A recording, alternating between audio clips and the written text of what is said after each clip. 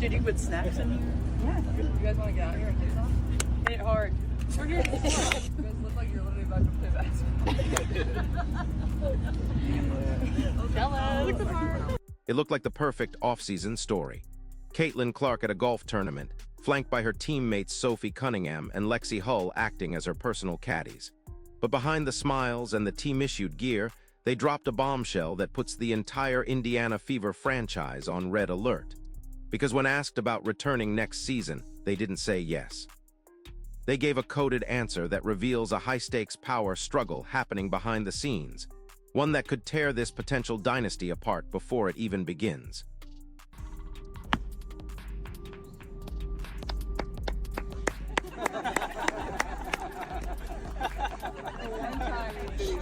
You have to listen closely to what they're saying. Every time a reporter asks Sophie Cunningham if she's coming back to Indiana, she gives the exact same calculated response. Depending on the CBA and what's going on, hopefully we're all together again. That's not a simple "I hope so." That's a negotiation tactic. That's a player who knows she has leverage and she's putting the entire league on notice.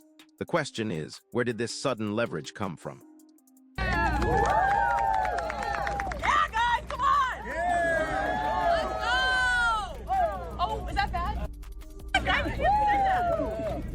Is that bad? No, that's good. Oh no. Oh no. You got it, girl. Happy Gilmore. Oh! Man down! Man down! He's down! I'm so sorry.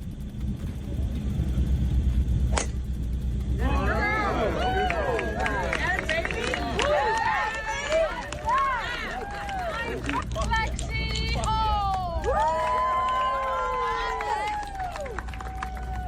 Show Caitlin how it's done. Fuck that thing. Don't hit anyone, Lexi. I'll try not to. Thank you. Don't break my driver now. Yep. It's important.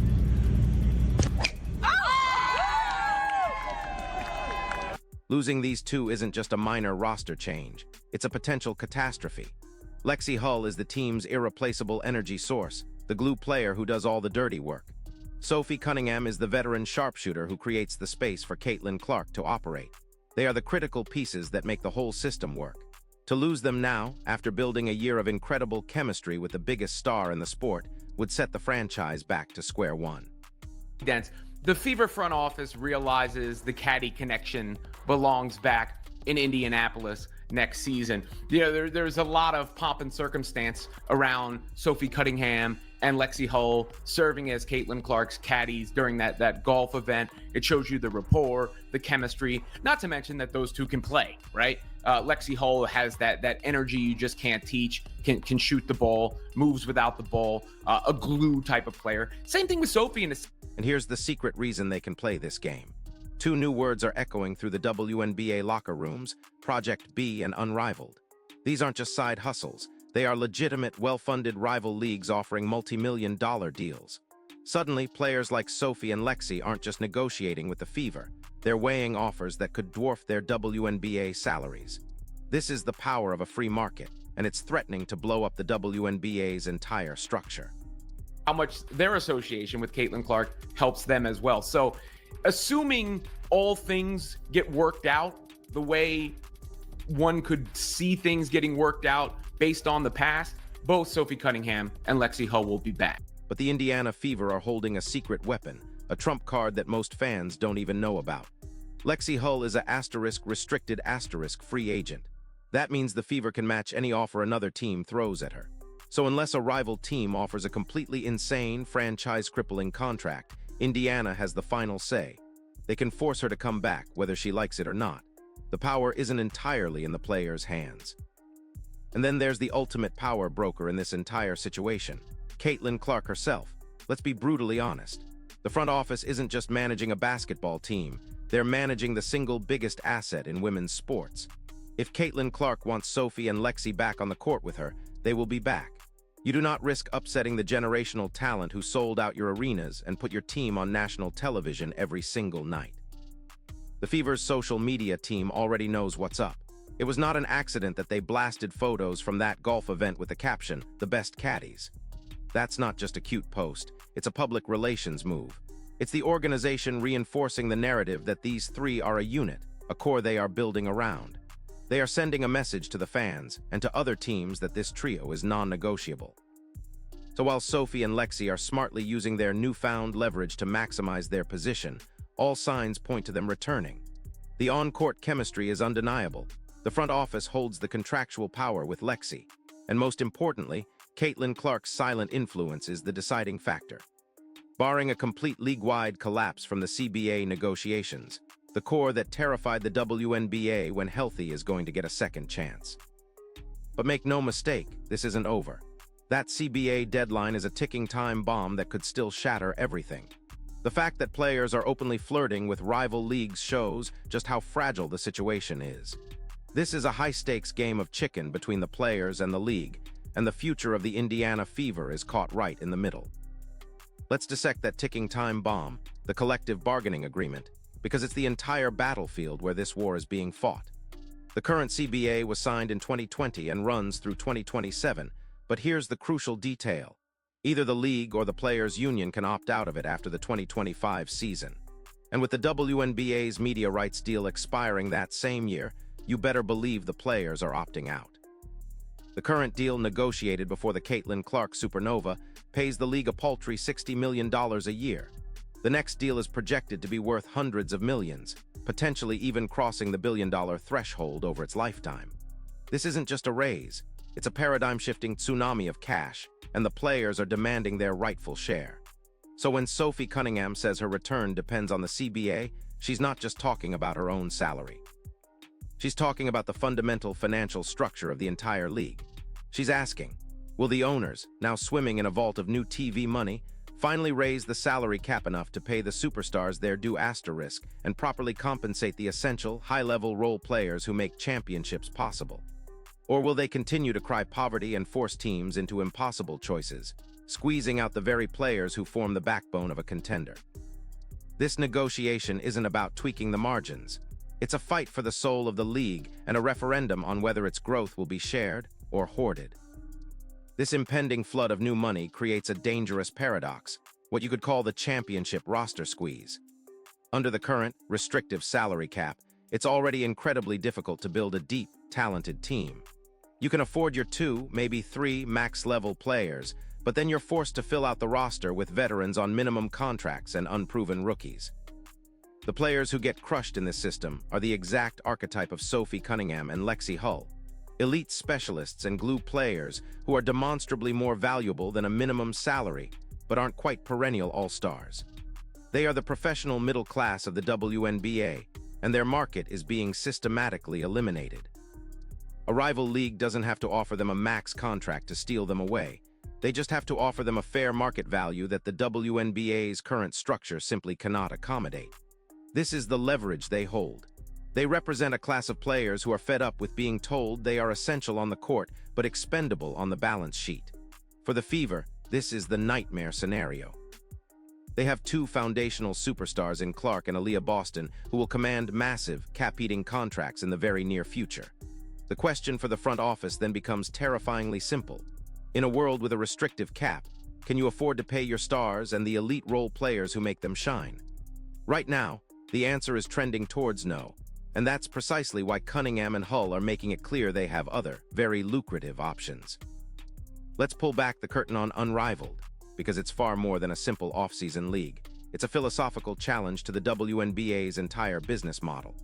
Founded by 2 of the league's most respected figures, Breena Stewart and Nafisa Collier, Unrivaled is built on a foundation the WNBA has historically ignored: player equity. Participants aren't just employees, they are part owners, sharing in the league's success from day one. This is a seismic shift in the power dynamic. Imagine being offered a job where you get a salary versus a job where you get a salary plus a stake in the company's future profits. Which would you choose? The league is also being structured intelligently, playing a 3-on-3 and 1-on-1 format in a compressed season during the WNBA's offseason. This means it doesn't directly compete for in-season availability, but it absolutely competes for something more valuable: a player's year-round commitment, energy, and brand affiliation. It offers a massive payday in Miami during the winter months, preventing players from having to fly to obscure teams in Turkey or Russia to supplement their income.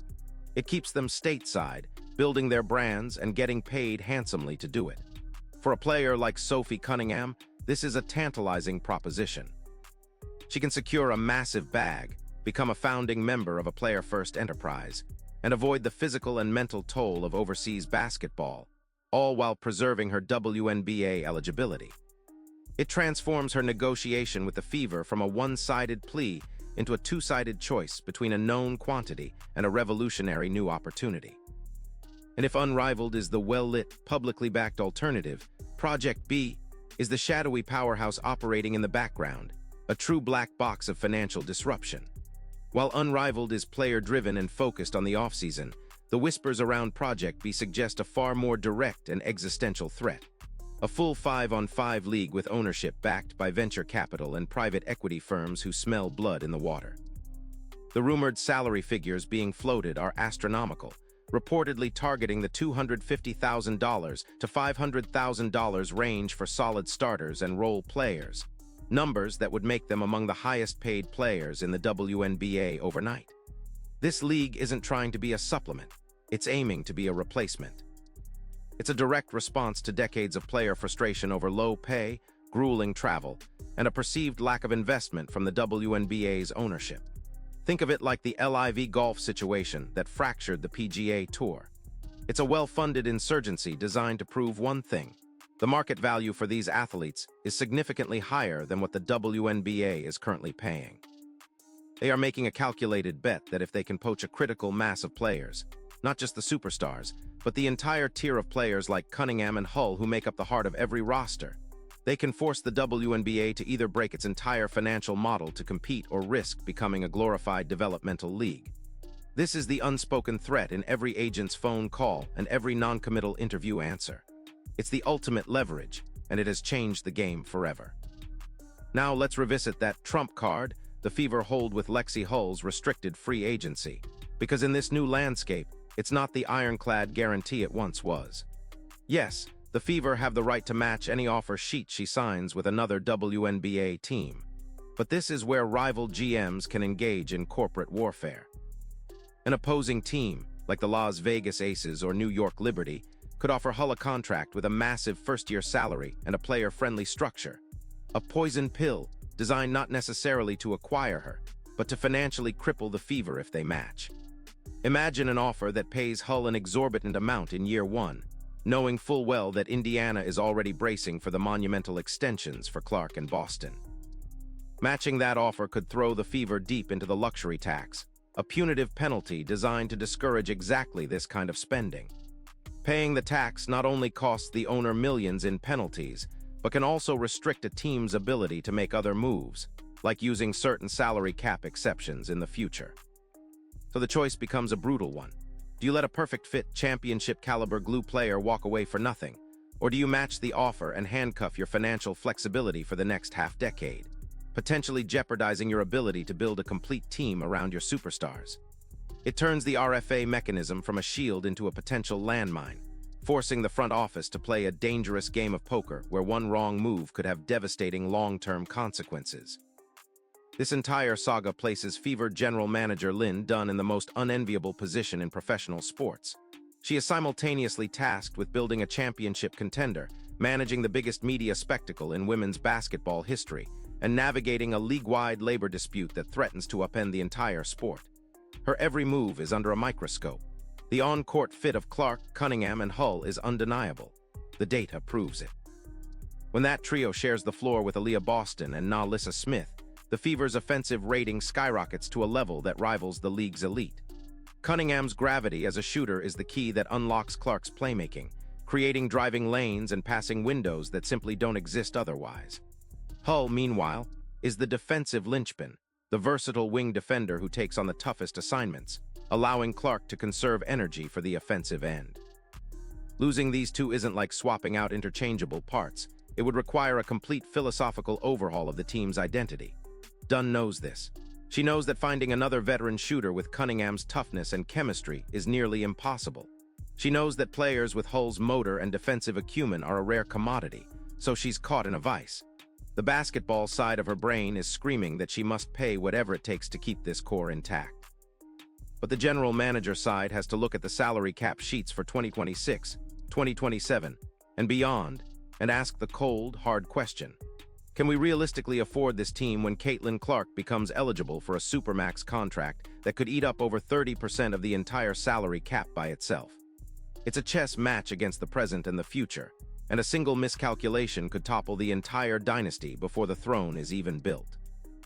Ultimately, what this all boils down to is a test of the Caitlin Clark effect. For years, WNBA owners have operated under a specific financial model, one that often prioritized fiscal conservatism over aggressive investment. But Caitlin Clark didn't just bring more fans, she brought a new economic reality. She is a one-woman stimulus package, single-handedly responsible for unprecedented ticket sales, merchandise revenue, television ratings, and national relevance. The league is about to sign a media rights deal that will be exponentially larger almost entirely because of her presence. And now, the bill is coming due. The players, led by their union and emboldened by outside options, are essentially walking up to the owners with a receipt for all this new value and saying, "It's time to pay." They are leveraging the very growth that Clark has created to demand a bigger piece of the pie for everyone. This Indiana Fever situation is the first major flashpoint in this new war.